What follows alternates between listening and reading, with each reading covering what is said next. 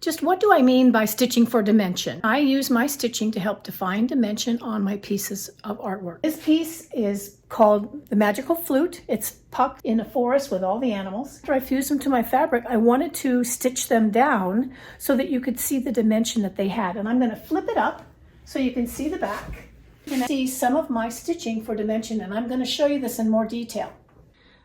It's not anything different than what you might think about doing for a quilt. Let's zoom in a little bit here so you can see some of it. Some of the stitching that I'm doing helps blend in, adds subtle definition to the piece, and it gives it dimension.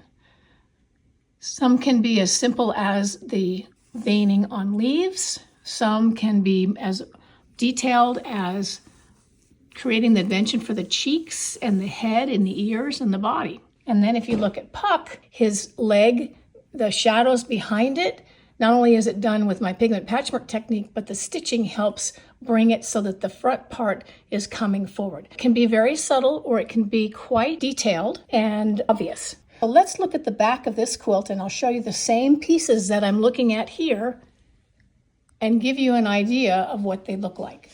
This is the back of the Magical Flute. Let's go closer and see some of the stitching that I did.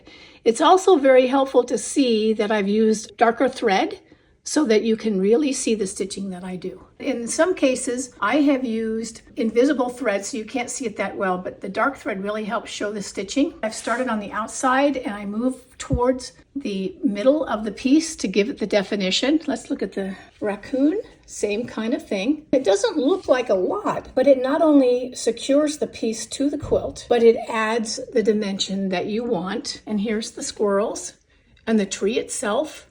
That is my stitching for dimension. If this sounds like some concepts and some skills that you'd like to learn, please go to my website. I like using my panels of my artwork to help people learn how to do this. Thanks. I hope to see you and keep creating.